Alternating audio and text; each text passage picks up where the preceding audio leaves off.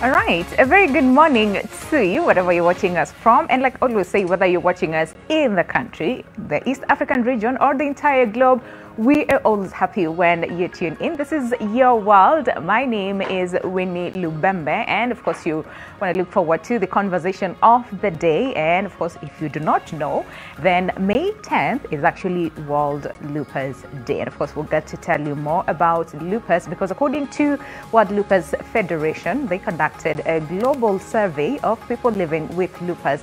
And what they found out is pretty much interesting, that 87% of lupus patients report at least one major organ affected by the disease. But unfortunately, people living with lupus are told that they don't look sick, when in reality, they are actually battling a disease that can be attacking any organ in their body, and of course, causing countless symptoms and other serious health complications. So what exactly is lupus, and how does it affect a person's health? Well, we find out very shortly.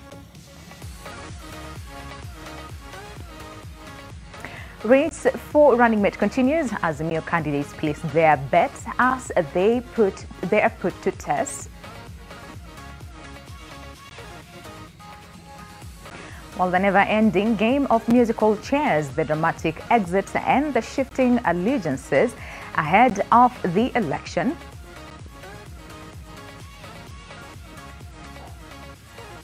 And are you aware of symptoms of lupus and its health complications? Well, we get into that discussion in a moment.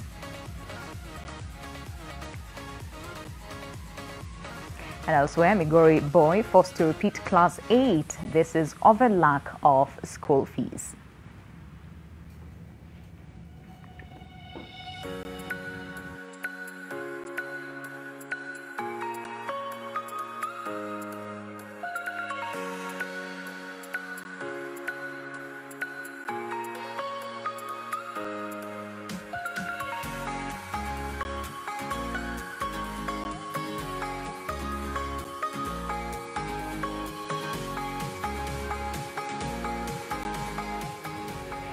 All right, and of course, before we get into the conversation, remember today, like we said, it's all about lupus, and we want to give you as much information you need to have as far as lupus is concerned. So the question that we're asking you today is, what do you know about lupus? That is the question that we're asking you today. Once again, it is, what do you know about lupus?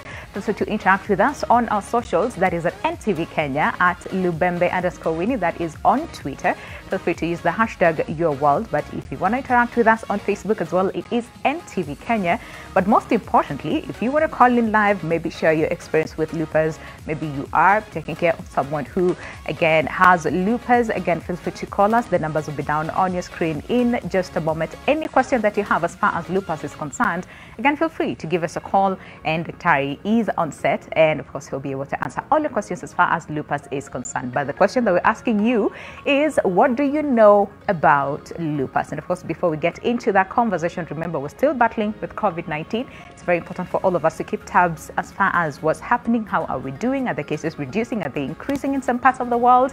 Well, let's take a look at the numbers, and of course we begin with the global figures, where up until now the numbers stand at 517,739,822, and this is the total number of confirmed COVID-19 cases across the globe.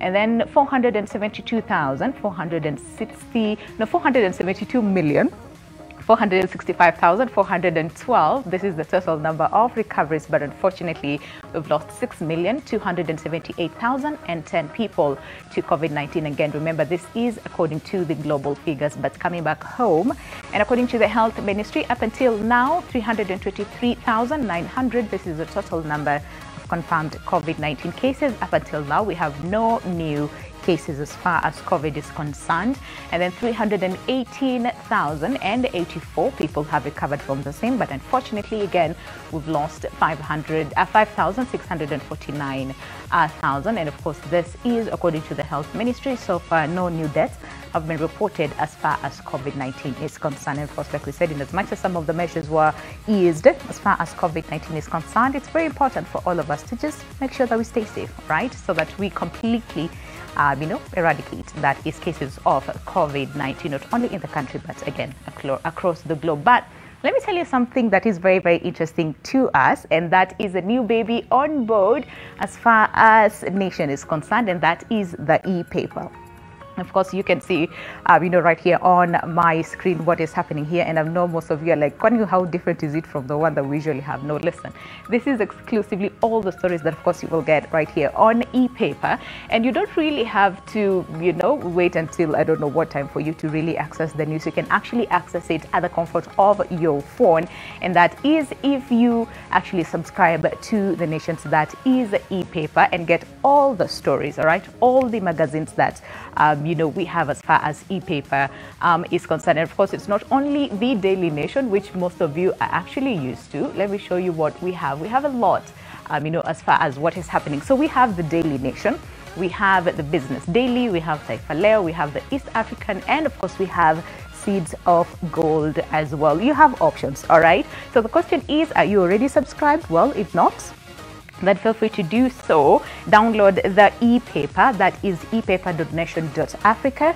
And of course, if you are not already subscribed, then make sure you subscribe to the same. And of course, you can have like different publications and different plans as well. As far as my publications, of course, I have already subscribed to the Daily Nation as well, but of course, to the e-paper in itself. But you have so many options for you, and the best thing is that you can get like archived stories as well. So for example, if you want a story that was done probably like some time last year, you can equally get that, and that is on the e-paper. So you have so many options to choose from. If you want to read, for example, like past publications, like I said earlier on, you can actually do so. All you need to do is just select the date, and that is the start date over here. For example, what do you want to read? Let's go all the way to January 2021 and get to understand what happened, for example, on date 4. Okay, and then of course you do not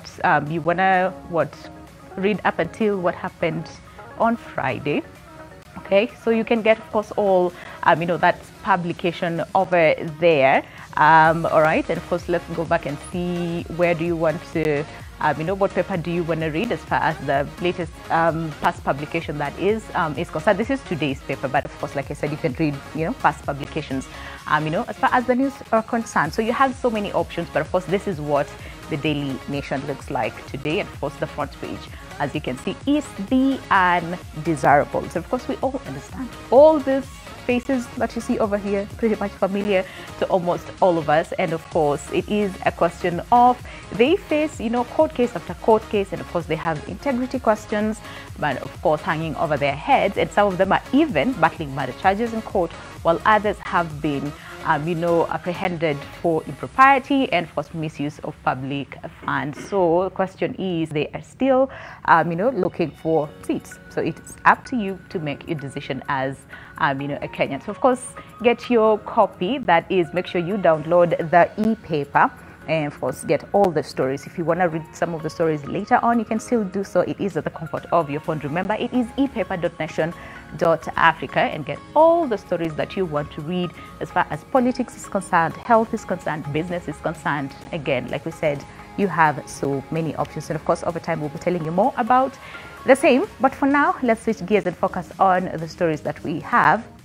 Of course, we begin with that messy divorce in the Azimio la Umoja One Kenya coalition, where exactly 3 months to the general election. While the coalition is evaluating its options after Machakos Governor Dr. Alfred Mutua and his Kilifi counterpart, that is Amason Kingi, staged a walkout and defected to the rival Kenya Kwanza alliance over what they termed as lack of transparency While Mutua's Untitled Chapter and King's Pamoja Africa Alliance have grappled over weeks, claiming that they had been sidelined in the affairs of Azimio. While Zainab Ismail reports on the latest spanner in the works for Raila Odinga and President Uhuru Kenyatta's succession arithmetic. Take a look. The late-night agreement reached between Machakos County Chief Alfred Mutua and the Deputy President's Kenya Kwanza outfit on Sunday did not surprise many, given Mutua's recent outcry alleging that some coalition partners were being shortchanged. It is quite unfortunate, but Azimio has become a club of a few, with the rest of us standing outside peering through the window as a few club members strategize and feast together. Mutua accused the Registrar of Political Parties and the Azimio la Umoja One Kenya coalition on Friday, the 6th of May, of denying his outfit a copy of the Azimio coalition agreement, which was signed by over 26 political parties that comprise the political formation. Today is exactly 1 month from the date we signed that document, and we have not received a copy. We keep being told stories here and there. Enda kwa huyu, fanya hivi. And by Monday, Mutua had officially confirmed that he had switched sides. Hata nafikiri tumeshatuma barua kwa Azimio tukaambia bon voyage. Adios. Kama wewe unataka pesa ya kuongwa, ati ulipwe pesa fulani, ndio uende usupport baba. Ati Ruto amekulipa pesa fulani, unataka tumrudishie, baba hana pesa kama hiyo. Hana pesa kama hiyo. Mmoja wetu hapa amekimbia huko kwa UDA. Ati sijui amepewa pesa ngapi, anakimbia huko na wanaanza kusema wewe Mutua ndio mtu ambaye unaweza kusaidia ati Wakamba. Atawasaidia Wakamba namna gani? Kenya Kwanza deposited a coalition agreement. Yes, yesterday evening. They were received last night. I have not been able to read them through. Once they are read by my officers, I will get a point of seeing them. Deputy President William Ruto welcomed the second-term governor, throwing jabs at the Azimio team, saying, and I quote, "The people of Kenya have rejected blackmail, deceit and conmanship in our politics. Those who've taken our country hostage using patronage, force and impunity. Watajua hawajui na Wakenya hawapangwingwi." Karibu Governor Alfred Mutua and MCC party to Kenya Kwanza family, the Hustler Nation. In politics, nothing is permanent. It's not friendship. It's basically interest. So Governor Mutua has succumbed to his interest and has joined Azimio. And it is democratic right to do as much. Kilifi Governor Amason King's Pamoja African Alliance party has also left the Azimio coalition to join Kenya Kwanza, but has yet to make an official statement.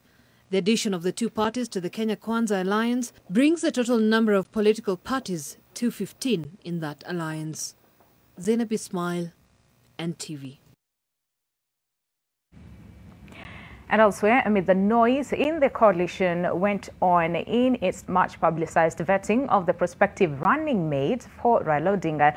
At least 5 of the 11 shortlisted candidates showed at the Serena Hotel for the interviews, all of them exuding confidence of clinching the number 2 slot. KANU chairman Gideon Moi, who had also been expected at the venue, dropped out of the race and instead endorsed Wiper leader Kalonzo Musyoka. But as Kennedy Murray reports, Kalonzo himself has rejected the vetting exercise, saying his credentials are in the public domain. As the curtains fall on the first day of interviews for Raila Odinga's deputy in the Azimio One Kenya party, those tasked with conducting the interviews are retreating to review submissions from 5 of the 11 candidates shortlisted for the position. Day 1 saw Murang'a women representative Sabina Chege, Mombasa Governor Ali Hassan Joho, NAK Kenya Party leader Martha Karua, Kakamega Governor Wycliffe Oparanya, and Nakuru Governor Lee Kenyanjui faced the panel. The media was not permitted anywhere near the Lantana room where the interviews were taking place, leaving only the candidates to give an impression of their experience. Well, I'll say I leave it to God. I know my chances are good, they are high. But whatever the outcome, I'll respect the decision of the panel. And I even thank God that my name featured. at the list of 11. It is my right to want to run for any position. So if I come from ODM, therefore, what does that mean? That I shouldn't run? I have ambitions of becoming president, therefore there's an opportunity for running mate Nico Apple. This is a first, having interviews for the selection of deputy president stroke running mate. It was a cordial engagement. The candidates were delighted about being selected, each claiming they had what it takes to be Raila's number 2. The exercise is the result of numerous submissions by political parties, with a number of members of the Azimio One Kenya Alliance submitting names of their best candidates to go through the interviews. We're simply engaging on matters of national interest and the electioneering process and our candidates, how all of us are able to add values. It was a cordial engagement, and I very much look forward to the outcome. For me, I bring in the energy. I am a young person, also the gender, and I'm also from Mount Kenya region, especially Murang'a. So where in Mount Kenya, we have very huge vote basket. And number 2, I have an advantage of being a young person and also being a woman. Kitui Senator Enoch Kiyo Wambua, a close ally of Wiper leader Kalonzo Musyoka, who is also part of the panelists, attended the interviews. Kalonzo and his supporters have stated they will accept nothing less than his selection as Raila's deputy. In fact, the Kenya African National Union, KANU, has endorsed Kalonzo for the position, indicating that its chairman, Gideon Moi, will not attend the interviews. 5 more candidates will be interviewed on Tuesday. Kennedy Muredi, NTV.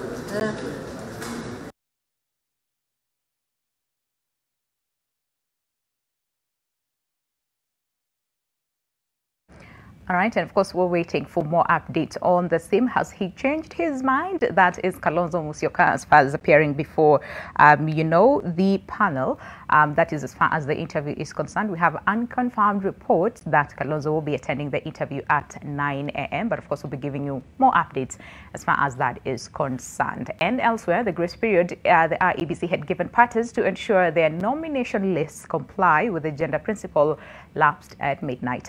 By April 28th, the IEBC had received lists of nominated candidates for Member of Parliament from 81 parties, out of which 48 were compliant where the Senate is concerned and 38 for the National Assembly. Well, the Commission notified the parties that non-compliant parties will not participate in the 2022 general election for the 2 elective positions once the clock strikes midnight. But Leila Mohammed has that report. In its status update on general election preparedness published on May the 5th, the IEBC cited on April 2017 a court order binding the Commission to ensure gender representation in the 2 houses of Parliament is followed as required by law. This particular requirement or directive applies to the 290 elective positions for the constituencies and the 47 elective positions for the counties. In his decision, Justice Chacha Mwita stated that political parties are bound by the provisions of the Constitution and that any action undertaken by them, including nomination process for the candidates for members of parliament, must comply with the requirements of those provisions. Sisi wanawepa tunaamini 50-50 gender rule. Yeah. And in a county kama Makueni, kina mama tayari wameshinda wanaume. The High Court at the time stated that the power conferred to the IEBC obligates it to ensure that nominations carried out by the political parties meet the requirements of the Constitution. With that legal backing, IEBC has the power to reject any nomination list of a political party. What the parties can do is simply have this judgment, the implementation of this particular judgment, suspended. While the political parties may fail to achieve the requirements set out by IEBC, legal experts now say Issue of the elections maybe being suspended or being pushed to a later date is not attainable in this particular case. Legal experts note that based on what has been documented in the country's political history, it is impossible to predict with certainty that the same will be realized even if the situation is suspended for another 5 years. Where the Supreme Court sought to answer the question of whether the two-thirds gender principle was applicable to the 2013 election, the Supreme Court mandated the Parliament to enact a framework within which to achieve the same by 27th of August 2015.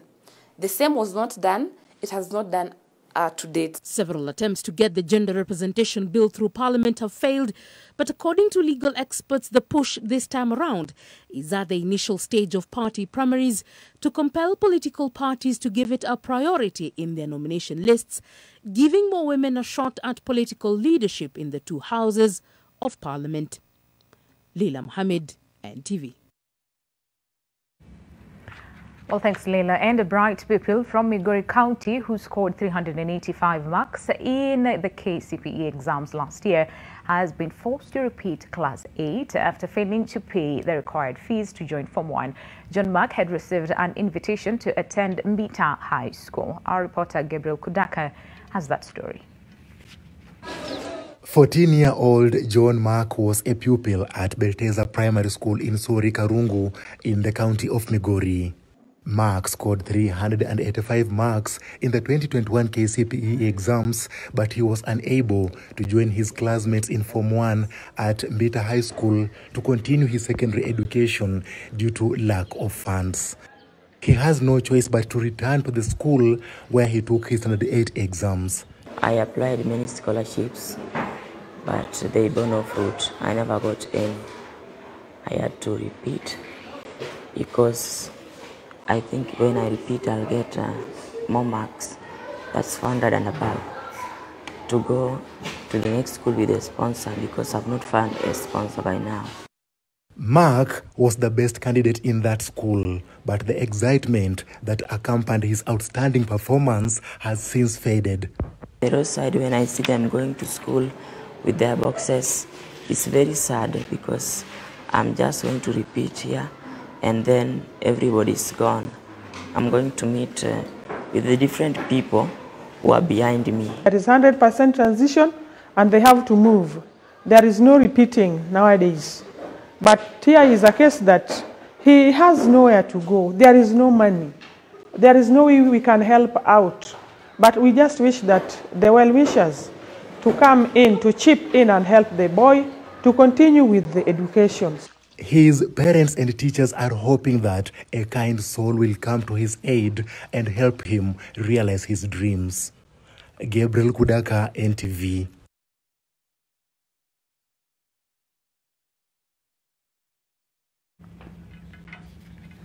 All right, and of course, let's put a pause on the news and focus on the conversation of the day. And like I said, today it's all about lupus because May 10th is International Lupus Day. And of course, we just want to understand more about lupus and of course, at the same time, give you all the information you need to have as far as lupus is concerned. And the question that we're asking you today is, what do you know about lupus? That is the question that we're asking you today. What do you know about lupus? Feel free to interact with us on our various platforms. That is on Twitter at NTV Kenya, at Lubembe_Winnie. Remember to use the hashtag YourWorld. But if you want to chime into the conversation via Facebook, feel free to do so as well. It is NTV Kenya. But at the same time, you want to call in live and of course share either your experience or just tell us what you understand about lupus. Then of course there's that provision as well. So the numbers are down on your screen or will be down on your screen in just a moment. And let's get all to understand what lupus is all about. And of course, to help us with the conversation, on my immediate left, I am joined by Caroline Obala, who is living with lupus. It's so good to see you, Caroline. How are you doing this morning? All right, thank you. All right. And of course, we also have Dr. Fred Otieno, who is a rheumatologist at Aga Khan University Hospital. How are you doing, Dr.? All right. And of course, we also have Wendy Gikona, who is living with lupus as well. It's good to see you, Wendy. How are you doing this morning? How are you? Good, good. Thank you. Now I can see almost everyone has some bit of purple going on. I have some purple lipstick. And so I'm trying, right? Yes. Why the color purple? Wendy, let me just ask you first of all. The color purple has been chosen to represent many diseases, but mostly lupus, fibromyalgia, and some mental health conditions. All right. So We wear purple with a lot of pride. I like that. And with a lot of confidence. And it looks good on you Thank as well. you. Thank you very much. Right? All right. So, Dr. Lupus, I think we've had this, over time, right? But the question is the magnitude as far as what exactly lupus is and what it does to the body. So, can we just start with the basics and get to understand what exactly is lupus? Okay. Thank you very much, Winnie, for having me. Karibu. So, as you mentioned earlier, today is World Lupus Day, and we commemorate lupus. We try to create awareness about this disease. So, lupus is an autoimmune disease. Autoimmune in the sense that your body's immune system acts against you.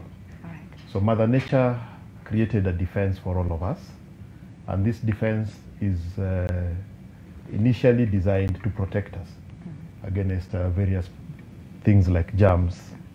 So whenever you get an infection, for example, your body's soldiers, that's the immune system, they are mobilized to fight the germs.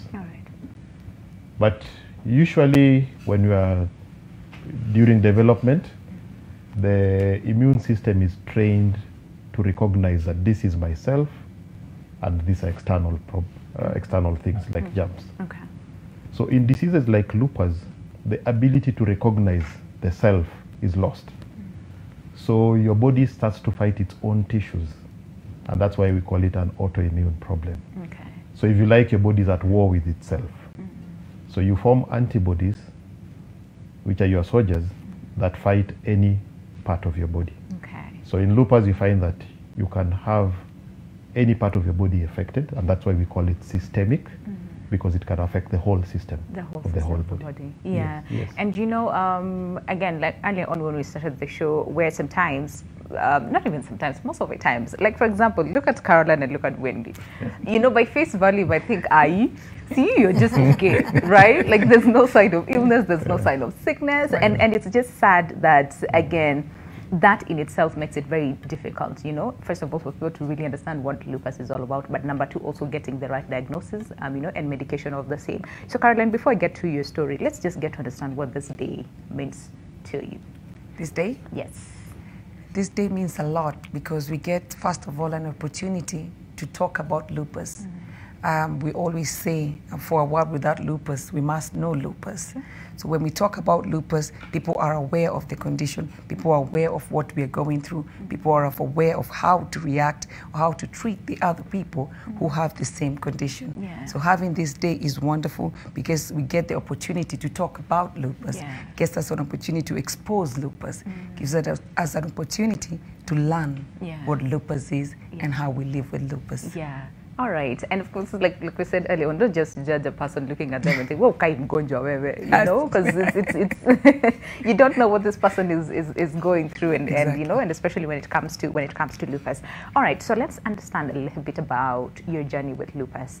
You were diagnosed with lupus in 2017, right? Yes. So before you got the diagnosis, how were you? What was happening? Were you, sickly, quote unquote, or what exactly happened?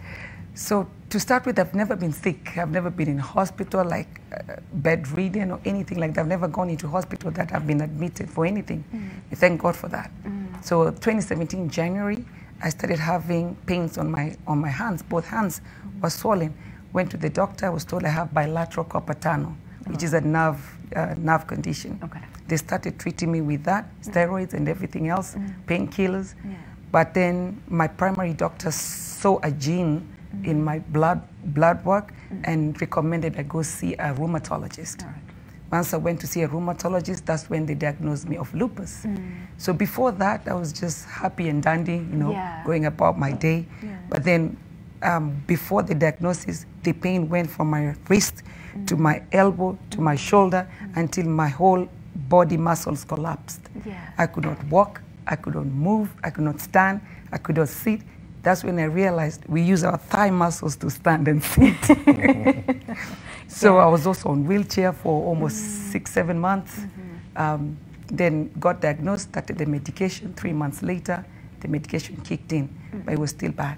Yeah. Yes. Describe the pain to us. Like on a scale of what, 1 to 10, how would you describe the pain? 20. Wow. Yes, the pain is excruciating. That's why they call it chronic. Yes. Yeah, it's excruciating. Yeah. Something like this full glass of water, I really can't even lift it up. Yeah.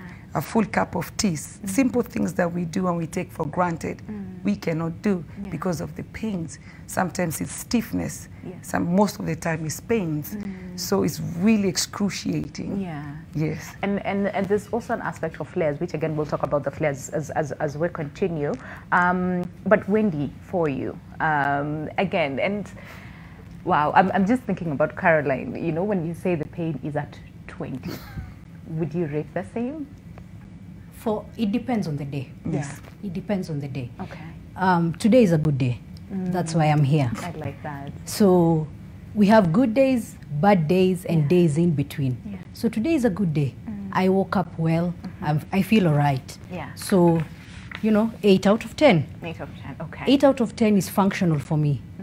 So I can still do what I do. I can still go to work. I can still do what I'm supposed to do and meet my goals and objectives. But on a bad day, bad days, Daktari has admitted me enough times. Bad days can be really, really bad. So most of the time you're confined to your bed, tears and tears and tears. We cry a whole lot. I'm sorry. It's all right. Yeah. So you say today is a good day and it's at 10. 8 to 10. So do you mean you are in some sort of pain that is somewhat manageable? The thing to understand is I am always in pain. Every single day of my life for the last 17 years, I'm always in pain. So that's why I say when she says chronic, it just means you get to a point where you function despite the pain. The pain, okay. So looking at me, you wouldn't know I'm in pain. No, absolutely and not. For me to tell you I am in pain, it would be excruciating pain. So we just function. You find a way to live with it. Right. Yeah. Right. Okay. So when you say in pain, just paint that picture for someone who's watching us and looking at you and just thinking, come on, like you see you're talking, see you're sitting, see you're functioning, right? So right now, where exactly are you feeling the pain? Is it all over the body? It's not really just the pain. That's the thing. It just doesn't come with the pain. For me, it's a combination of three things. It's pain, fatigue, and stiffness. So my knees are throbbing. My ankles are in pain. Okay, my muscles, I just feel I am not comfortable. I can feel, something. Discomfort, But again, I'm tired, and not just your normal tired. Add that into the equation. Okay. Then I will be stiff. My knee will refuse to move. My shoulder, just something will refuse to function. You just can't wake up and be like, whoa. It's a good day, jump out of the bed. Something will always refuse to function. You just can't wake up and be like, go, let's do this. And again, it's so unpredictable. You see here, I'm fine, we are laughing, we are good. 5 minutes from now, I may not be able to continue this interview. I might ask you, I need to step out. I cannot move from this chair. Someone will have to carry me. I'll have to go home. So it is so unpredictable that it has caused so much judgment. Because as you say, you'll just say, Wendy, she was just fine. The lady who just laughs and smiles. No, she's fine. She's fine. Yeah, so, and then there's that picture you're talking about, that you don't look sick. So people have this picture of sick people being all frail and tired and but after some time you get to a point of acceptance and a point where you have to go on. And I like the fact that, and really appreciate both of you really for coming by today to just paint that picture. As far as what exactly it is, dealing with lupus. And of course, let's take a bit of feedback as far as the question that we're asking you today is, what do you know about lupus? That is what we're asking you. So Anlan W. Cunha says, lupus is a condition you wouldn't wish it on anyone. I know of a friend who got lupus and she eventually died, leaving her husband and her small boy behind. We're so sorry, Anlan. And then Lucas Wabwile says, lupus took my friend, a very young, ambitious woman. The first time I knew about it, took a close ally. It is a condition that should be popularized, all right? Thank you very much, Lucas. And then Nilima Nasike says, an autoimmune disease, very lethal. Our skin turns yellow and it causes collapse of body organs. I was diagnosed with rheumatoid arthritis in 2008. And it was bad to an extent. Doctors thought it was lupus, says we. Okay, all right. Thank you very much, Nilima, for that. And then Duke Rodney says, lupus is a disease that occurs when your body's immune system attacks your own tissues and organs. That is an autoimmune disease. Inflammation caused by lupus can affect many different body systems, including your joints, your skin, your kidneys, blood cells, brain, heart, and lungs. All right. Thank you very much for that. And of course, keep tweeting at NTV Kenya at Lubembe_Winnie. If you want to chime in via Facebook, remember we said it's NTV Kenya, but you want to call in live as well and either share your experience, maybe you know someone, or just want to understand more about lupus, again, feel free to do so, because today it is World Lupus Day. So we want to pass as much awareness out there as far as lupus is concerned. And of course, you can tell by the conversation that we're having, I'm pretty sure by now you have a little bit of better understanding as far as what lupus really looks like. And Dr., like you said earlier on, of course, it is, you know, the body, you know, somewhat fighting, you know, against itself, and in the events, you know, affecting the organs, right? So the question is then, what causes the same, you know, that is the cells to start, you know, eating against the cells that is supposed to protect us? Okay. So what causes lupus? What we know is it's the way you are made up, so your genetics. Okay. So there are certain genes that have been identified in people with lupus, but it's not everybody with those genes that develops disease. Okay. So definitely when you have a genetic predisposition, then there are certain environmental factors that will have to interact with your genetics to lead to the disease called lupus. And there are very many environmental factors that have been postulated. I think one of the questions somebody would ask is, why am I flanked with ladies? So it tends to occur more in women. In women, yeah. We think the hormone estrogen has a role in the causation of lupus. Okay. But then the other factors, for example, infections, have been postulated to lead to lupus state. The other things like direct sunlight. So most patients with lupus, they will tell you that when they're exposed to direct sunlight, that they tend to get flares. Okay. So one of the things we encourage them is to try and avoid that. So through either barrier methods, dressing, or if you must expose yourself, then there are certain methodologies like sunscreens. Yeah. So some of those things have been postulated to cause lupus. Okay. Yes. The question is infections. And some might be wondering, wait, but we almost always get infections like almost on a daily, you know? So Yeah. are there like specific type of infections that might lead up to lupus? Yeah, so one of the infections that we've seen that tend to make people get autoimmune problems is viruses. So traditionally there's a virus called an EBV virus, which has been known to, when in genetically predisposed people, to lead to formation of what the autoantibodies. Very interestingly, right now we are seeing a lot of autoantibodies in people who've survived COVID.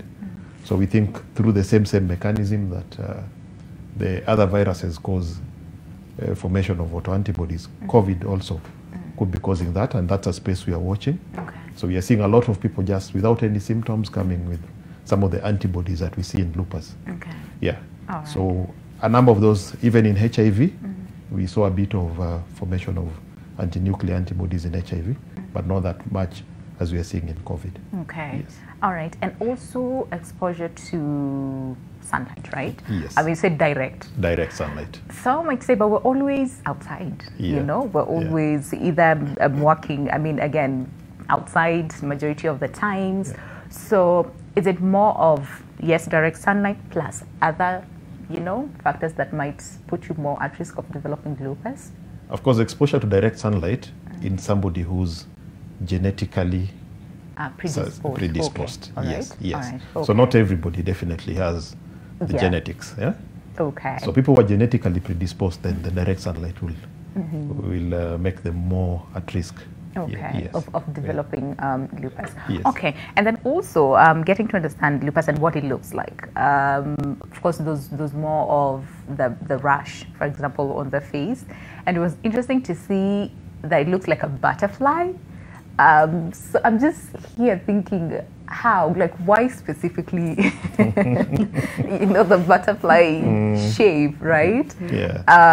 Yeah, why? So actually, interestingly, the word lupus Yeah. is derived from the Greek word wolf. Okay. So it is said that rash that comes on the face looks like a wolf. Yeah. So some of those areas, they tend to be more susceptible to like the heat attack or the direct sunlight attack. Yeah. But with all other diseases, you tend to find characteristic features. So like the butterfly rash tends to be more characteristic of lupus. Lupus, yes. Yes, but they also get other rashes. So they can get generalized rashes in the body. They can get some long-term rashes, for example, what we call the discoid lupus. The skin can be affected in many other ways. They can lose hair. So somebody can just come with loss of hair. And when you investigate, you find they have lupus. They have lupus. Yes. Okay. Yes. And we'll talk more on the symptoms and, of course, the presentation and manifestation of the same is dependent on the type of lupus that one has. But for you, Caroline, you said you're okay. You've never been admitted, going about your business, and then all of a sudden, you start swelling and there's a lot of pain, right? And you also mentioned that the doctor identified a gene, right? So I want us to look at your family. Anyone maybe who has lupus, or it is just you? None. I've never heard of lupus. Okay, I've heard of lupus. I've never had anyone in my family or friends or relatives with lupus. Okay. So how is that possible? Is it more on, yes, the gene, the predisposing, but then of course other factors that might, lead to lupus for you? I suppose, just like the doctor said, it depends on how you're exposed. There's a lot of, I live in the States, and there's a lot of chemicals and, stuff, food color, and they spray the air to get rid of pesticides and things like that. So for me, I believe it could be environmental. Yeah, okay. And the food that we eat, all those chemicals. I don't know. That's what I'm thinking. Yeah. But the environment is different, from Kenya, from Tanzania, from London. It's different. It's very much from different, America. Yeah. So that's what I believe. Okay. All right. And Wendy, let's talk to you. Again, 2007 is when you were diagnosed with lupus. So 16 years, having lived with lupus. Question is, again, is it more of genetics for you, or would you say it is more of environmental? Or maybe, don't know. I don't know. Bad luck. Oh dear. I mean, bad luck. Oh dear. Yeah, because in our family we have no history of any autoimmune disease. Yeah. Only my grandmother had osteoarthritis, and that's because of old age. Yeah. We only have diabetes in our family, but anything else, no. Yeah. So it came as a shock to everyone. Yeah. So bad luck. Okay. Yeah. All right. So briefly tell us, before the diagnosis in 2007, again, how were you? What were the symptoms like for you before you got the diagnosis that you have lupus? Okay. Mine started in high school. So I was 13. I had just joined high school. I remember it was about 5 days in, and I woke up with inflamed knees. Okay. My knees were red. They were throbbing. They were on fire. Yeah. Okay, so my dad comes to get me. We go to the hospital. I'm given anti-inflammatories and some painkillers. So that cycle continued for, I think, about a year. Oh, wow. Then I was diagnosed with juvenile rheumatoid arthritis. All right. So about 2008, we were dealing with JRA. But when 2009 came, oh my, everything went south. Yeah. I lost my ability. My muscles were shrunk. I could not walk. I was on crutches. I was in incredible pain. I was stiff all the time. I would faint all the time. Attacks. Yeah. So in November 2009 is actually when I got the diagnosis. Okay. But I had been sick between February 2007 and November 2009. Yeah. Wow. And all these years is just pain. It's incredibly frustrating. You know, especially when you're young, there's this assumption that you're faking. Oh yes. You don't want you do not want to be in school. So even when the nurse tells your parent that amechoka na shule, mpeleke nje kidogo apigwe na arudi. Yeah. But no one would want that kind of pain. And there are things you cannot fake. Yeah. You know, your BP is through the roof because of the amount of pain you're in. They can see you're presenting with signs, but again, they say you're too young to have arthritis, you're too young to have this, you're too young to have that. Who says? Yeah. We hear that a lot. Who says? That a lot. Yeah. So once they assume that you're too young to have something, they actually stop looking at that angle.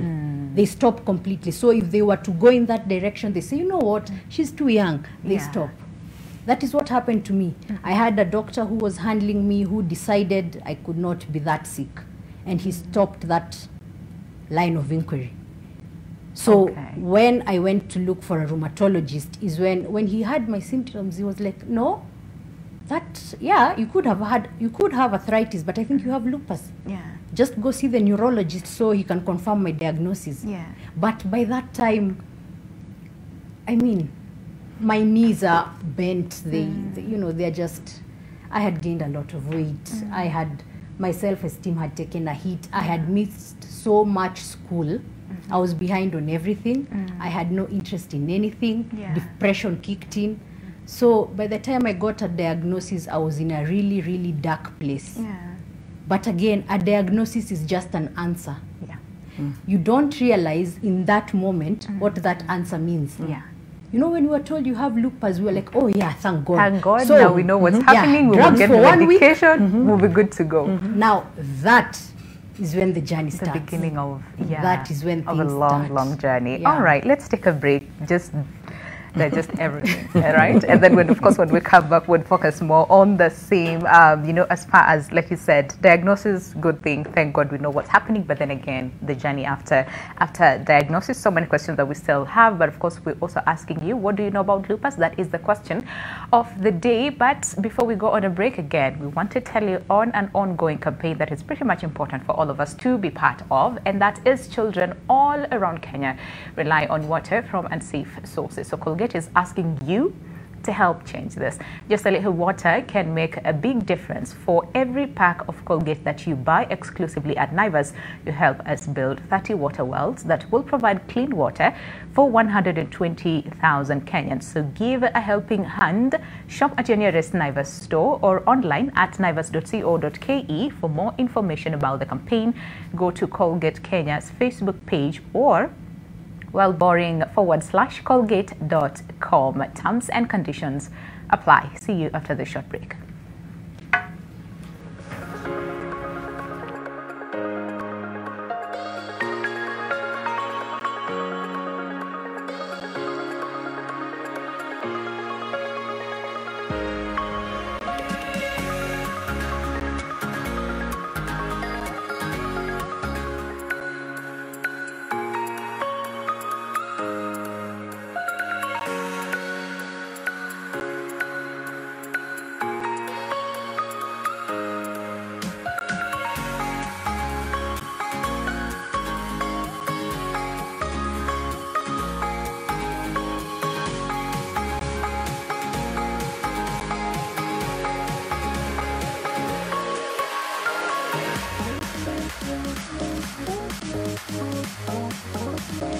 All right, welcome back. Glad you're still with us. And if you're just tuning in now, today our focus is on lupus because May 10th, this is the World Lupus Day. And of course, it's important for us to pass all the awareness we need to as far as lupus is concerned, so that, we know better, really. We know better as a people and as a society, and what to do in the event that maybe someone or someone in your family, your friend, or just anyone, all right, tells you that they have lupus, or you can see, of course, based on the flares and, the pain, that they're in, then you know what to do in terms of helping them and offering as much support as you can. So the question that we're asking you today is, what do you know about lupus? That is the question.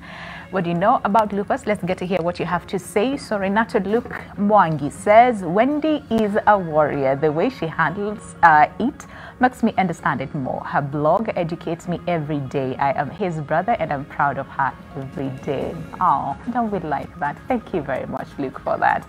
And then Florence Juma says, one thing people should know, lupus is usually accompanied by many other disorders. Many of us have lupus, rheumatoid arthritis, scleroderma.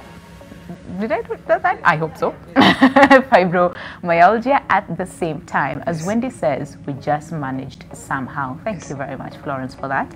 And then Steve Cancel says, your body attack the immune system, right? And then Moses Odeke says, an autoimmune disorder. All right, so keep tweeting at NTV Kenya at Lubembe_Winnie. Tell us, what do you know about lupus? Do you know anyone who has lupus? And what kind of support do you offer them? Because like we said, support is the most important thing, okay? So keep tweeting at NTV Kenya at Lubembe_Winnie. Remember to use the hashtag YourWorld.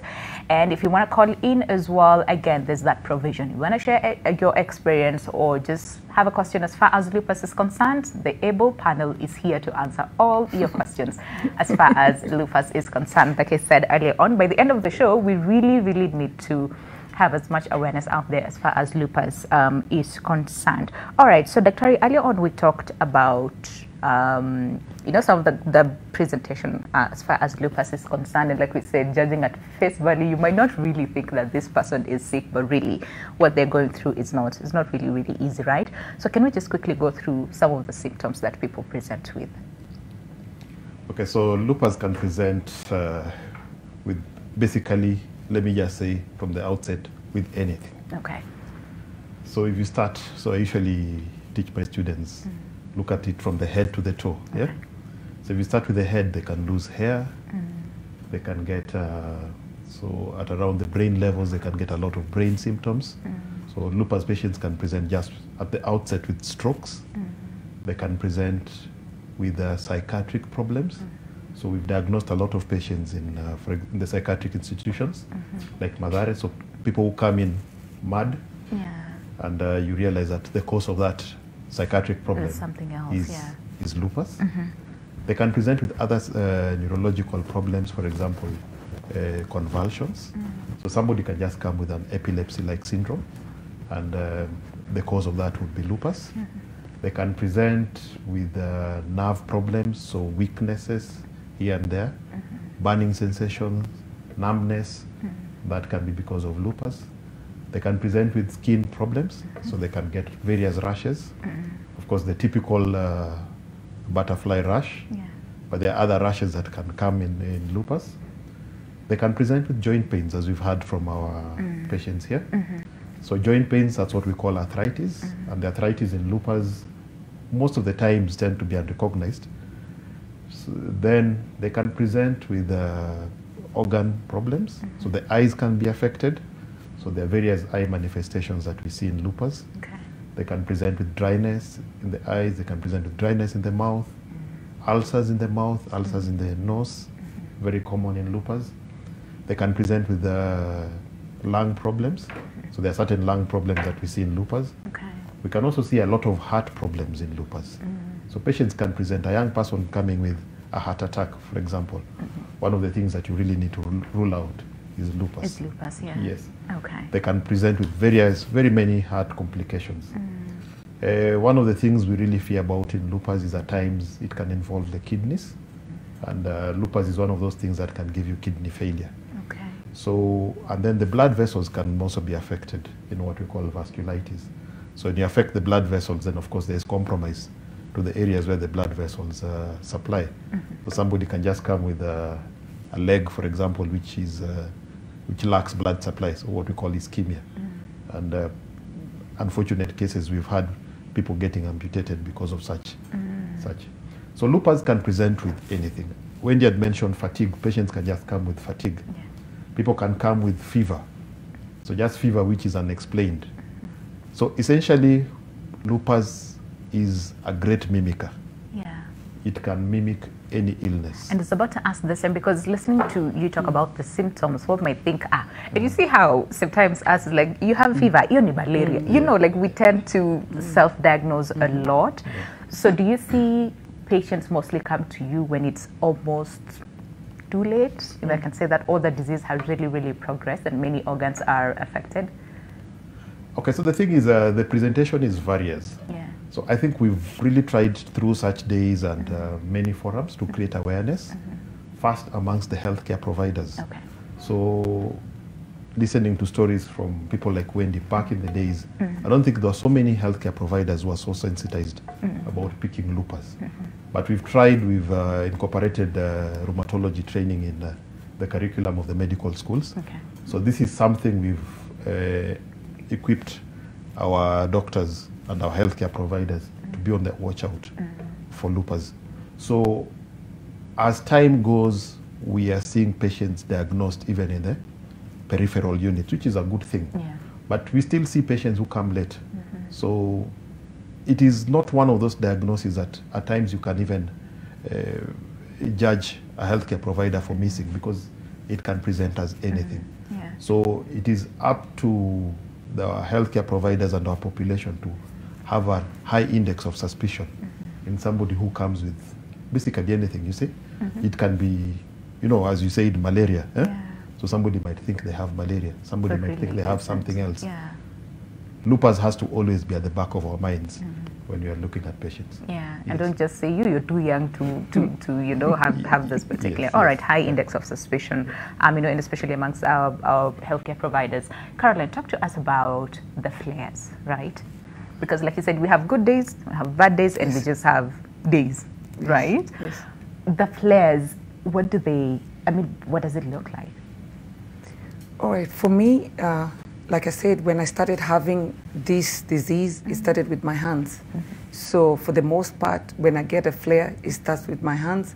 And because of the rheumatoid arthritis, it goes to my legs as well.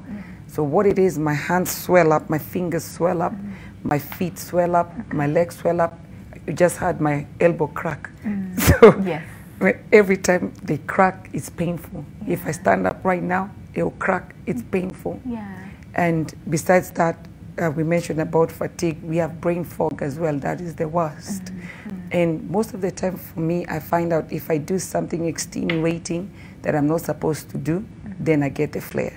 If I think too much, I get a flare. If I'm stressed out, that's the worst. So you try to reduce your stress levels completely.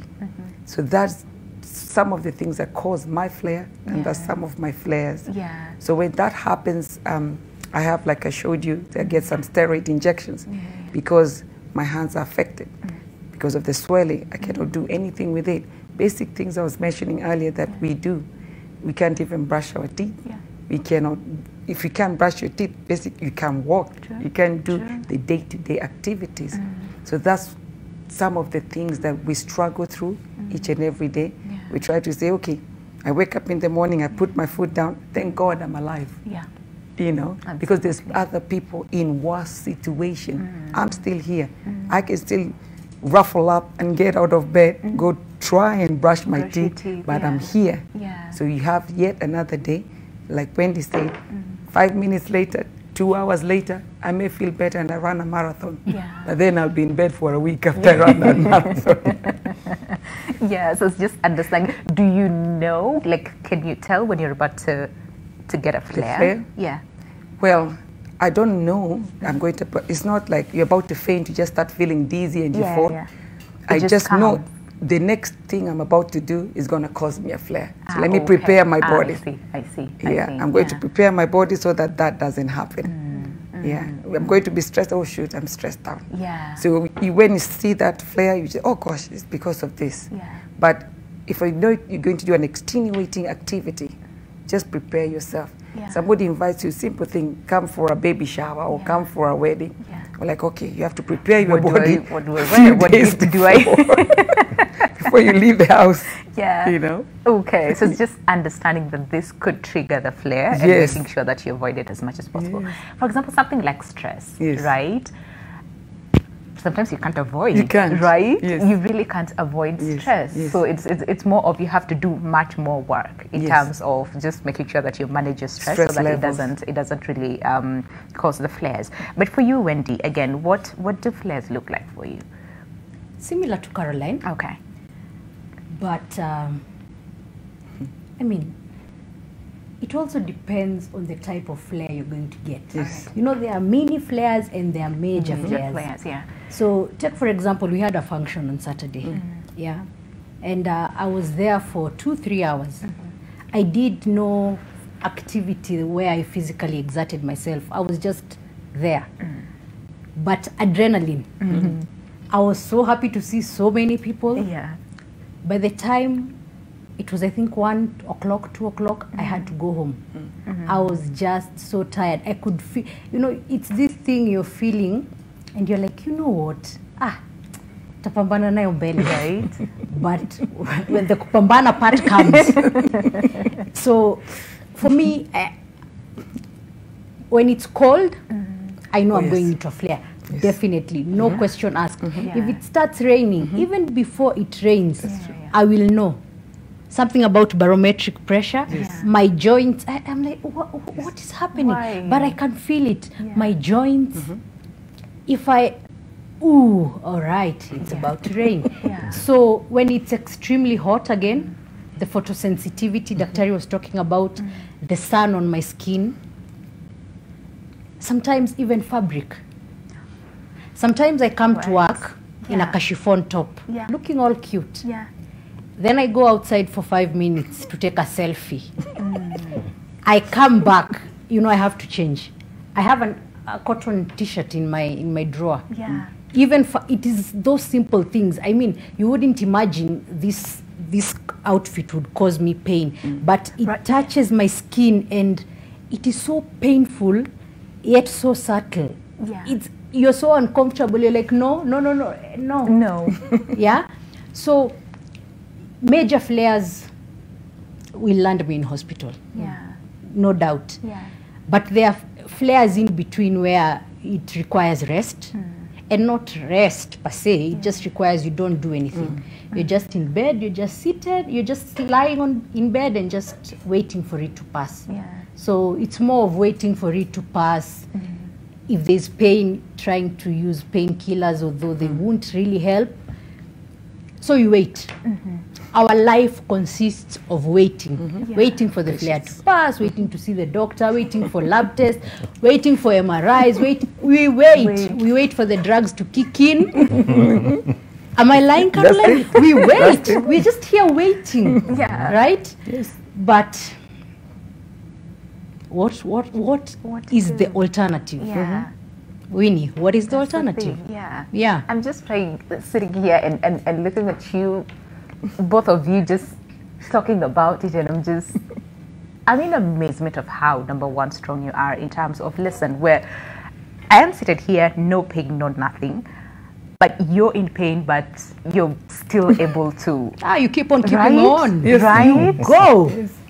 Wow. You go. I lack words, really. I lack words. And Daktari, I think for someone who's watching us and thinking, ati chiffon causes a flare, right? Just help us really understand the dynamics in terms of, like, yes, the triggers for the major flares, fine, but even like the subtle ones that Wendy's talking about, you know, like that cause you pain, that sometimes you just have to sit back. And just take a rest, you know, take a break and get to understand what's going on, you know, what happens, and especially internally and externally at the same time. So as we talked, so lupus, there's a trouble with the internal environment. So of course your immune system is involved, but there are lots of factors that would come in play in terms of determining how your immune system behaves. So one of the things they've talked about is your state of mind. So the state of mind, really, we've seen a lot plays into how certain times your immune system also behaves. So if you're emotionally worked up, some of those things can lead into that. But then I think one of the viewers mentioned that there is a lot of also other things that come with lupus. Yeah. So all patients with most patients with lupus have other problems. Yeah. So for example, one of the commonest problems is fibromyalgia. Fibromyalgia is a pain syndrome where very small things would cause you a lot of pain. So some people even putting on clothes, as Wendy has just highlighted. Yes. So some of those things can give you more pain. And the fun interaction between the two of them is that the pain of fibromyalgia can actually drive lupus. And they can even get flares because of that. Oh, wow. Yeah. So at times it's very challenging to manage patients who have both, especially with fibromyalgia. Yeah. And I think fibromyalgia is something probably we can talk about in another setting. And yes. Just on its own. But can we talk about diet as well? Because again, the immune system is involved here, right? And Caroline is. So then what happens? Are there foods that maybe you can't eat because they might, cause a flare? Let's just talk about your diet, really, in general. What do you eat? What do you not eat? At what time? Yes. Right? Yes. So about the food, now, first of all, some people with lupus gain weight, some people lose weight. And they may gain weight because of the steroids that they're taking. And the ones that lose weight may be because they have other diseases like gastroenteritis, things like that. Now, in regards to food, there's certain foods that cause flare. There's certain food that help with the flare. Okay. Let me start with the food that cause flare. Maybe Wendy, you can help me. I know tomatoes can cause flares, right? And things that don't cause flare or that help with the inflammation, like lemon helps with inflammation, pineapples, ginger, turmeric. Those are the things that I take daily so that we help with inflammation and joint pains, rheumatoid arthritis especially. So we try and eat things that are going to help with the inflammation, but we have to take care as well when we take that because we are already using immunosuppressants. So you cannot overdo stuff that are natural just because okay, this is going to help me, but you're already on immunosuppressants. Too much of something is poisonous. Absolutely. So we have to be careful with that. In regards to eating food, so like I said, some people gain weight, some people lose weight. Yeah. So you try and avoid things that are going to make you gain too much weight, bread and carbohydrates and stuff, but you still don't deprive yourself from eating because the body needs it. Proteins, they say we eat lots of proteins, but what proteins as well? Because you eat too much meat, you get other stuff. So it depends on how your diet is, and this is me. Somebody else with lupus may not eat almost everything that I've just mentioned. That's true. That's true. Yeah. So the lupus attacks the patients differently. Like what doctor mentioned, somebody can have lupus and this, somebody may have lupus and rheumatoid arthritis. My friend has 5 autoimmune diseases, and Lilia, she has so many autoimmune diseases, including other diseases that are not autoimmune disease. She almost has 15 diagnosis. Wow. Yeah. And with her, there's so many medications she's taking, this to even this medication to help this other medication. Yeah. So it's very difficult to specifically say what we should eat and what we shouldn't. It's just going to be specific for an individual. People. Yeah. Yes. And time is it because again, Wendy said sometimes you might be happy, extremely happy, and you get a flare, and you're like, but I'm just happy, right? So for food as well, do you sometimes have to time yourself in terms of what to eat, at what point do you eat? If you don't eat maybe at this particular time, do you get a flare? Let me just start with a disclaimer. As Caroline said, we both have lupus. But lupus is a very individual disease. Now, in my case, I have almost 7 overlapping conditions. One of the conditions I have is antiphospholipid syndrome. So I had a stroke when I was 18. I still have some clots in my brain. So I am on blood thinners for life. Now, as Caroline is saying, some, even not just Caroline, people will tell you vegetables are good for you, this and that. Eat them, yes. In my case, vegetables can kill me because I'm on blood thinners. I cannot take vitamin K. So for the past 11 years, I've not eaten skuma, cabbage, njahe, nothing. So I only take red meat, white meat, and carbohydrates. So rice and meat, chapo and meat, ugali and meat. So you see what I'm saying? So Yes. our diet Yeah. is very different. Yeah. For her, she can take turmeric, but I can't. You can't. Yeah. So if you work in conjunction with your doctor, sometimes I think they send you to a nutritionist. You're able to map out the diet that will work best for you. Yeah. And about time, there is no time. I wake up in the middle of the night with this craving for bread because I'm on steroids. Yeah. Yes. I'm on steroid Yeah. therapy. Sometimes, you know, you just can't sleep and you're and when you eat bread, you're so satisfied. You're like, oh, yes, and you can sleep. Yeah. So and those are some of the things that contribute to our weight gain. Yes. So it's very individual. Yeah. So even when I'm asked for advice in terms of diet, I offer You none. really can't. Yeah, because my You really situation can't. is very It's unique. very different for different So people. the best thing to do is to just work with your doctor. That's I think true. your doctor is best placed to Yeah. guide you. Because now here I'm thinking, so fine, of course we understand how important veggies are. We all need veggies, but then again, in your case, you can't have veggies. So I'm trying to think, so then what do you supplement? Because then the body somewhat needs, you know, there's some nutrients in the veggies that the body needs. Yeah. But now you're not taking any veggies. So then what happens in such a case? I mean, I just eat nyanya. She can't eat tomatoes. Yeah, that's the tomatoes. thing. So there are vegetables that I can eat. Yes.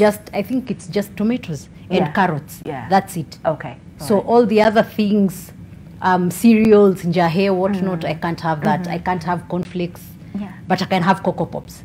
Okay. So it's a balance. You trial and error. You find try a what- lot of yeah. things. If this sticks and you can see you're doing well on this, you stick to that. Yeah. Okay. And then, like you said, again, as far as, you know, other conditions, you know, that's, again, come with lupus, it's still, again, different. You said what your friend has, what, like 15? 15, Yeah. right? Wendy, you said 7? About 7, yeah. About 7. So the question is then, Dr. for you, so then what happens? Because, and especially, again, we'll talk about medication after the break because we need to take a break in the next like 2 minutes or so. But so in such a case, then what happens in terms of handling all these, you know, conditions that come together with lupus? So I think Wendy captured it quite aptly. Yeah. It's an individualized disease. Yes. Yeah? So each individual is different. You treat the individual. Yeah? So if you have a patient like Wendy, you treat everything that she has. Okay. Yeah. So we treat everything that they do have. Everything that they Yes, have, but yes. still make sure that they remain as healthy Yes. as possible. Another question is, can one have like a case, for example, like we said, it attacks like other organs, right? So for example, someone has the kidneys affected, you know, the brain affected, the heart affected. Do we have instances where one can have like more than one organ affected? And if so, what happens? So of course, we still have a lot of questions for you. Wendy and Caroline, then how do you manage? Because like you said, we manage, right? We have to at the end of the day. Yeah. So how do you manage? And then also an aspect of medication where, Wendy, you said you are on over 40 pills a day. I am. 40. Yeah. Wow. We'll get to that. Yeah.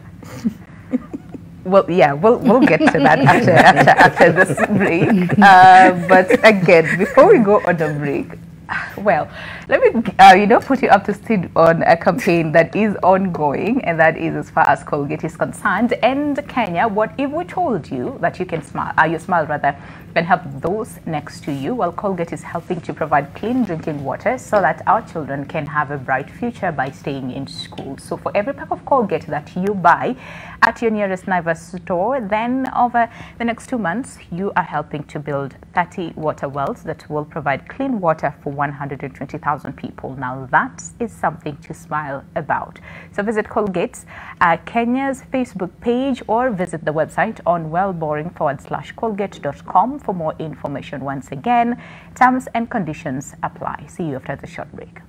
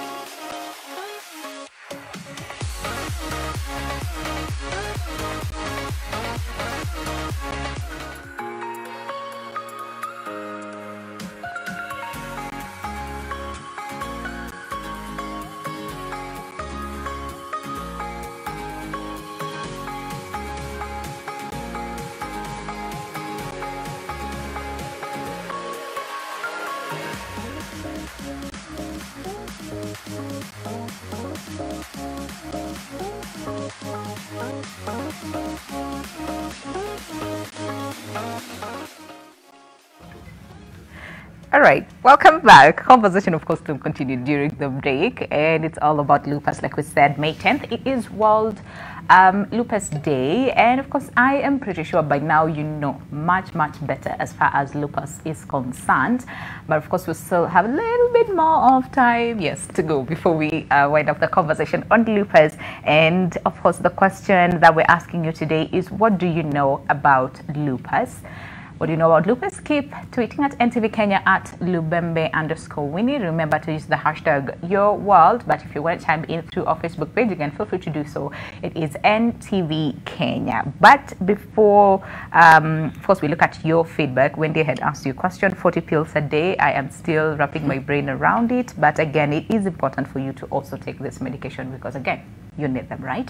But we've talked about that. Can we just talk about pregnancy, which I think most women would want to ask us this morning? Is pregnancy and lupus hereditary? Is it a risk in itself? Does it help? Because again, the hormones, we understand, you know, when you become pregnant, again, there's a lot of hormones being involved. So lupus and pregnancy, take us through it. Yes, thanks, Winnie. So I think the topic about lupus and pregnancy is something we can talk about for over an hour. In itself. Yes, it's a big topic. Okay. But I think I'll try and summarize it. All right. Yeah, so unfortunately, lupus tends to affect more women in their reproductive ages.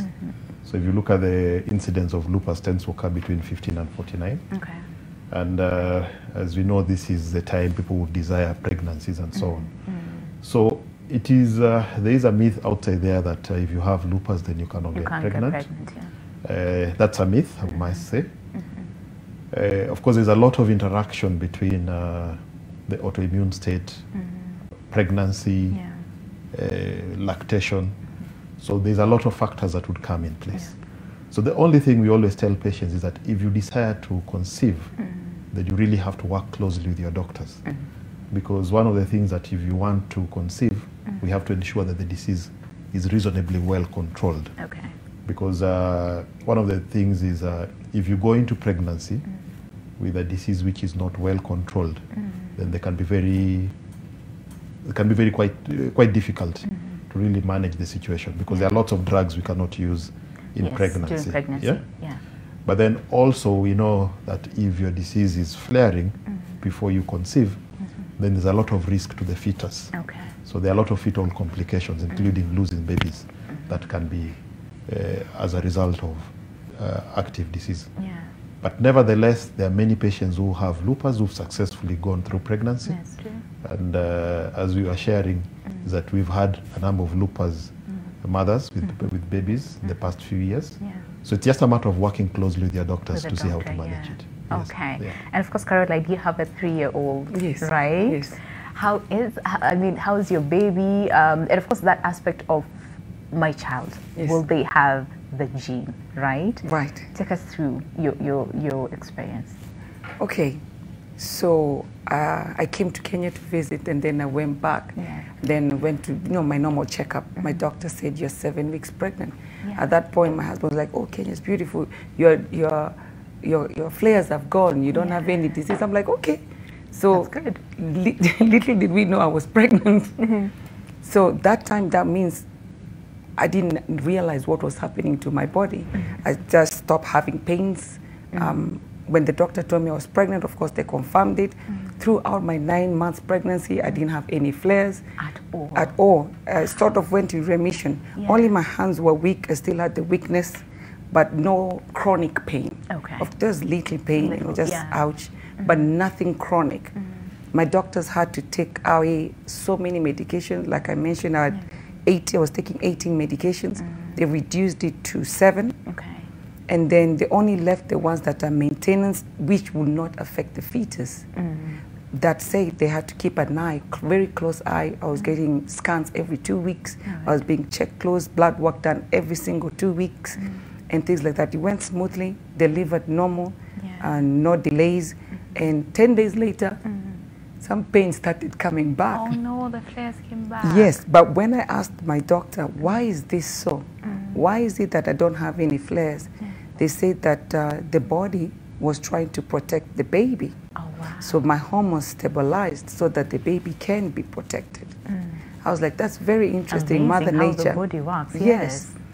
The pain came back 10 days after I delivered, but it wasn't excruciating. Okay. So it's sort of still balanced, and they reduced my medication until right now I'm on about 6 medication, but 2 of them are as and when, like when I have extreme excruciating pains. They don't come as much, only when I have the extreme activities. My baby is well, 3 years old in March, doesn't have any conditions, any genes.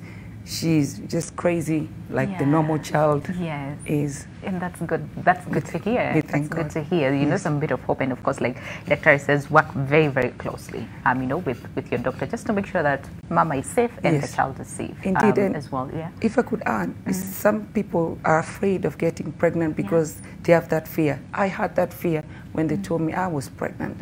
I didn't know what to do. I didn't know what the medication we are taking, because they have so many bad side effects. What they will do to the child. But again, like it's mentioned, we have to work close with our doctors. And many women out there are afraid, because I have this condition, I may not be able to carry a child. That's not the case. Even without lupus, some people miscarry. That's true. So it's not because you have lupus that you're going to lose a child, but because of so many reasons that we may lose. Something can happen. Yeah. So don't be despaired. Whatever God has planned for you is planned for you. Will actually so happen, don't despair. If it's time for you to have the child, you will have the child as God plans. Yeah, and I think I can understand the fear, because again, having going through, you know, the pain, you know, the flares, and of course no mother would want their child to also go through the same. So really can understand, you know, some bit of fear, but again, like you said, there's hope. If we understand the disease itself, that's why we're doing this awareness. Yes, we'll always still have fear, but you'll be in a better understanding position of what you are, the position you are in, and where you're going to be next. Yeah. Okay. Wendy, let's talk about mental health, right? Because again, like you said, it's very difficult, really, having to, number one, you're not too sure whether today you will wake up and, you know, there's lesser pain, or you just don't know. It's like living by the day as it comes. And of course, also having to be on medication throughout, that can take a mental toll, you know, on someone. Let's just look at how then you're able to just manage and just make sure that, you know what, in as much as you still have this, you're okay, right? Listen, mental health. Personally, I suffer from depression. And as a result of my chronic illness. And there are people who suffer from chronic illness as a result of their mental health. That's true. I struggle with depression and anxiety. Not so much anxiety, but depression really takes a hold of me sometimes. Because you lose so much. You lose your sense of self. You lose your ability to do anything. You lose your hopes and dreams, your independence. Everything you imagined you would be is shattered by a diagnosis. Every day you realize something different. You realize, damn, I can't do this. I can't do that. What will I amount to? As she was saying, basic things. I cannot do my buttons. I cannot open a bottle of water. I cannot live on my own. Most mornings, I cannot raise myself up from bed. My mom has to do it for me. Some days I cannot shower. It's not even the big things. It's those small things. Basic things, So when you lose your ability to do the bare minimum, what is expected of you as a person, as a daughter, as a woman, what is left? You don't have much left. So that is something we really need to look into, because I know most of us are trying to handle depression with our psychiatrist and whatnot. But the problem I have realized is that mental health often takes a backseat. Because, let me give you an example. As I've told you, I have about 8-9 conditions, and other small things on the side that are equally devastating. I see over 10 specialists. Okay, I have drugs to buy. I have you know, all these things that are waiting for me. Where does mental health fall? In all this. In all this. Yeah. So mental health often takes a backseat. It's like, you know, no, We'll that's come not back a to you it's later. never a Let's priority handle for with most this. Yeah. people. It's not until you get to a point where you now cannot function. It's no longer lupus. It's now depression. It's now anxiety. There are people who are unable to go to work. There are people who cannot talk to their colleagues, cannot talk to their family. There are people who've been cast out by their families. There's so many aspects to it. I don't think I can give one answer, but what I know is mental health often takes a backseat, but it really needs to be a priority. I don't know, Daktari, I think you should walk, when you're working with the patient, you should work with a psychiatrist in tandem, because I think that is important. Absolutely. Yeah. Absolutely. And plus, it's just a lot for one person It's to a lot. handle on their own, It right? is. It's you just need a big support system, and I like the fact that you're saying your family is very close to you, right? Yes. To just give you the support that you need. You came with your dad as well, Yeah, and I it's did. just something to be admired, and that's why I think we're saying today. That much awareness really as far as lupus is concerned, and how important even the teeny tiny kind of support that you think you might offer, you never know, it's equally important, you know, just supporting someone with lupus. But let's talk about treatment then. Dr. Wendy says she's on what, over 40 kind of medication and she needs it, right? So what does treatment look like as far as lupus is concerned? So treatment of lupus, as we'd mentioned, each individual is different. Absolutely, So we treat people individually, and there are various components to treatment. So there is, of course, what people focus more on is the pharmacological, that's the drugs. Aspect of the same, yeah. But there's a lot beyond the drugs. We've realized that there are lots of other comorbidities, other conditions that will come about. So I like the conversation about mental health. So that's something that many a times people tend to overlook, but it's very important that we also focus on that. So there's lots of stuff that we do for our patients. So counseling, for example, just to let the patients know that this is a long-term illness. So there's a lot of counseling. You have to encourage the patients to be on the drugs. Many patients at times will die, if you like, not because their drugs were not working, but because of a lot of mental health problems that will come. Treatment fatigue will set in. True. Yeah, so if you've taken drugs like Wendy for 17 years, you will not blame her for being fatigued about taking the drugs. So some of these things we have to talk about. We talk about the patients, we engage them in that. We treat the comorbidities that they do have. So you look at the patient as a holistic patient. But specifically for the autoimmune disease, lupus, is we know that the problem is with the immune system. So the drugs that we give focus on trying to slow down, if you like, the immune system. So we give them drugs which are called immunosuppressants. Yeah, so examples of these are steroids. So steroids, many patients are on steroids. I think steroids have been given bad names, but they're very good drugs. They tend to work pretty fast. But of course they have a lot of attendant side effects that we do. So we use them as long as it's necessary. But then there are other drugs that we use, the famous hydroxychloroquine, which is a very key drug in lupus. The other drugs, the immunosuppressants. Then depending on what is involved, there are certain drugs that you might need to use. So if you have brain involvement or kidney involvement, there are certain stronger drugs that you might require. And I think key to that is some of them can be quite expensive. So that's a big challenge in terms of access to our patients. To medication.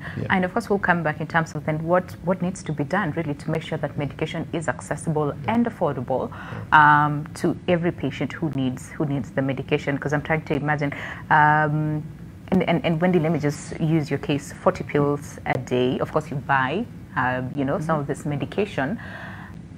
Can we briefly talk about the cost aspect of the same, right? Like, let me get ready for it.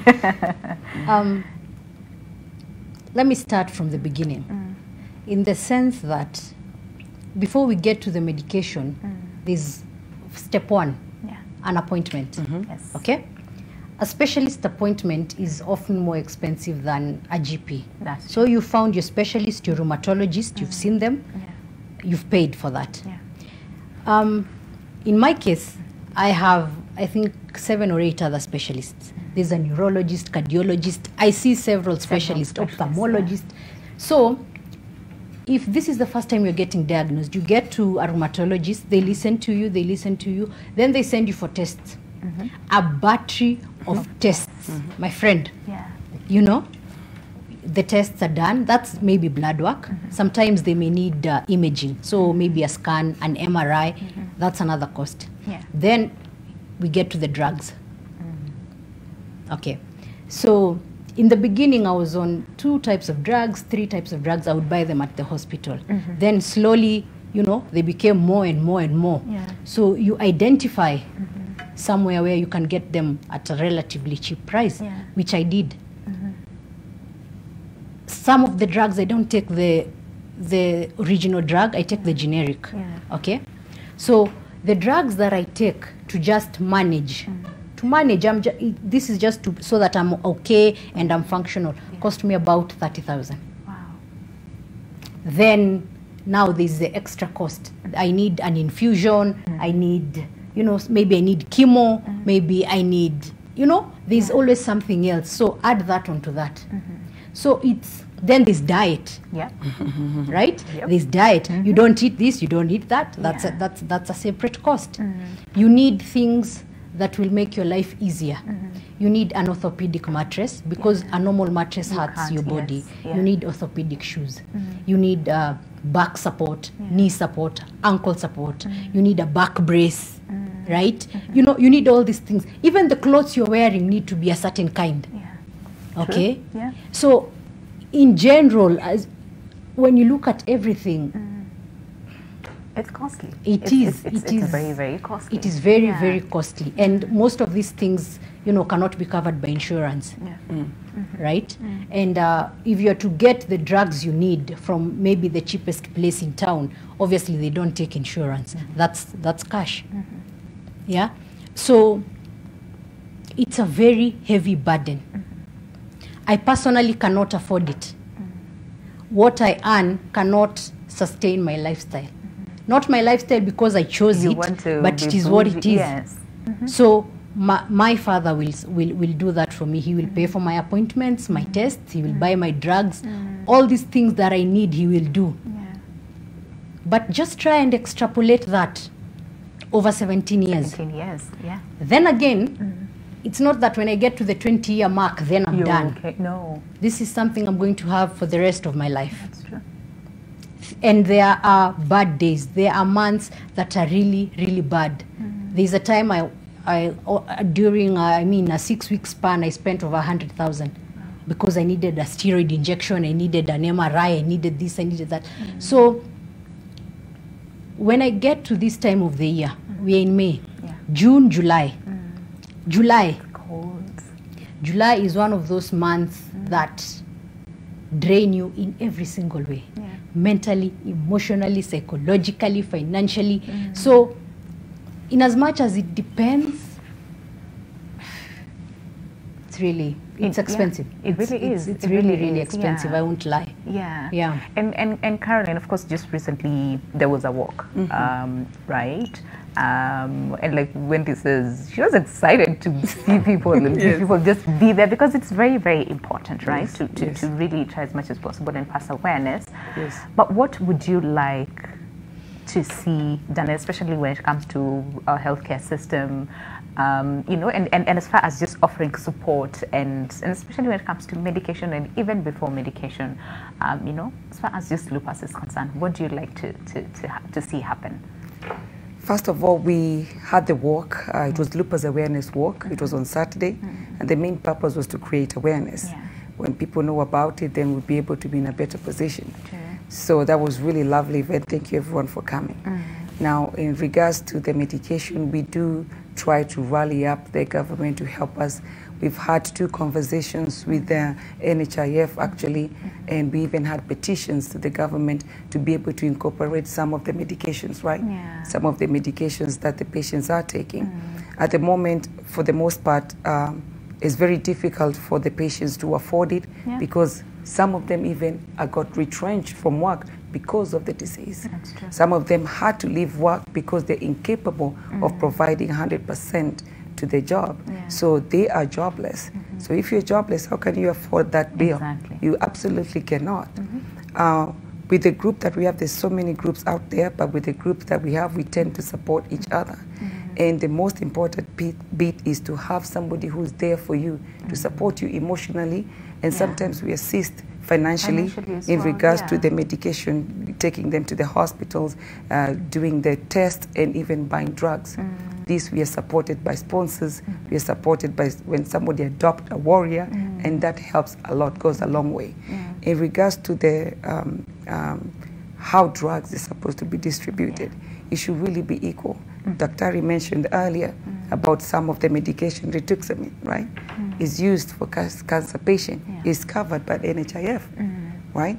Why is it that the lupus patient cannot be covered as well? It's still the same medication. And this is a patient, and we have blood work to prove is an autoimmune disease that has no cure. So why is it not incorporated, and many other medications? So what I'd like to request, beg, plead, you know, is for all these drugs to be incorporated, subsidized, so that the warriors can be able to afford it. With this medication keeps us alive. Wendy just mentioned, without this, you cannot be able to survive. Without this medication, we cannot live our day to day. So it is very important we just care about each other and be able to allow us, lupus patients, to be able to get the same treatment as all these other diseases. Just recognize that it's an autoimmune disease, yes, but we also need the attention. We also need the same medication to be able to survive. Absolutely, because you need it. I mean, at the end of the day, I think we were talking about this earlier on, where what happens if, for example, you skip. And not skip because I'm tired, and we can understand the aspect, like Dr. mentioned about fatigue, but also someone who cannot afford to have that medication every single day. What happens to this person? So yeah, we really hope that something will be done to just make it easier for people to afford and have it accessible, you know, as much as possible. Dr. Can we briefly talk about the neonatal lupus? Right? Because like we said earlier on, women are more at risk of developing lupus. But what about the kids? Yes, so neonatal lupus. So as we know, lupus is it's caused by antibodies. So there are certain times during pregnancy that there are certain antibodies that can pass from the mother to the fetus through the placenta. So those antibodies are identified and we know them. So that forms part of what we call the preconception sort of screening. So when that happens, then the baby can get lupus either in the uterus or immediately after birth. And some of the consequences can be that the baby may not survive the pregnancy. So we've had cases of pregnancy losses because of neonatal lupus. But if they do survive the pregnancy, then they can come out with symptoms of lupus. Of lupus as well, as they're born. Okay. Yes. So the question is then, and as we bring this to a close, is lupus then preventable? Is there anything that can be done to prevent lupus? So, yeah, so I think in terms of prevention, that's a difficult question to do, because it's difficult to know who's going to get lupus, who's not going to get lupus. You've heard from our patients, they don't know any of their relatives who have lupus. So we don't also screen for that. So the only thing is that if patients have symptoms that are suggestive of lupus or anything that we might think of about lupus, is we pick it early and we make sure that we put people on treatment early. Yes. And like we said earlier on, you know, a big role as far as healthcare providers is concerned to just make sure that you have a high index of suspicion as far as lupus is concerned, so that, you know, the earlier you catch it, you know, the better for the patient. Okay. So for Wendy and Caroline, very quickly, did your perspective about life change, you know, after diagnosis and of course having to live with lupus? Just your perspective really about life. Did it change? I'll let you go first. Okay. Yeah, of course. unfortunately, you tend to see the negative more than the positive. So allow me to start with the positive. You realize who's who in your life, first of all. I know of very many people who've been cast out by their families, immediate family, even your parents. You're a burden, get away from us. Yeah. So in my case, I mean, I have an awesome family. My father is my primary caregiver and provider. My mom is my other primary caregiver. Then I have 2 younger brothers who are my secondary caregivers. Then I have a community around me of just a few friends and a few family. And there's the online community. What those people do for me, I cannot put into words. The role of a caregiver and a support system cannot be appreciated enough, in my opinion. That's true. Because, especially for primary caregivers, they deal with your physical, mental, financial, emotional. I mean, they deal with everything. They have to be on the lookout for everything. If anything changes in you, they need to be able to catch it. Yeah? You need people who will be there for you, people who will take you for appointments, because there are so many appointments. People who will understand, friends who will understand, listen, I can't come to you. I can't come for your baby shower. All right? If you could come to me, that's fine. But man, I can't. Really can't. If I can't, that's it. Yeah? So you need colleagues who understand you. But again, we need to create an environment where someone can be able to say, listen, I have this condition, ABCD, ABCD, I can't do this, I can't do that, I won't be in.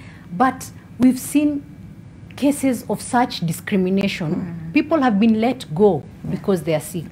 They are unreliable. They are not unreliable. Their health is. Okay? So please, let's just embrace people. Let's try to support them. Support them. Okay, Caroline, literally 20 seconds because we're out of time. Just say, just as far as passing a message to the people as far as lupus is concerned. Well, the most important is, like I said, keep saying awareness. Everyone needs to know about it. Support system, like Wendy said, is wonderful.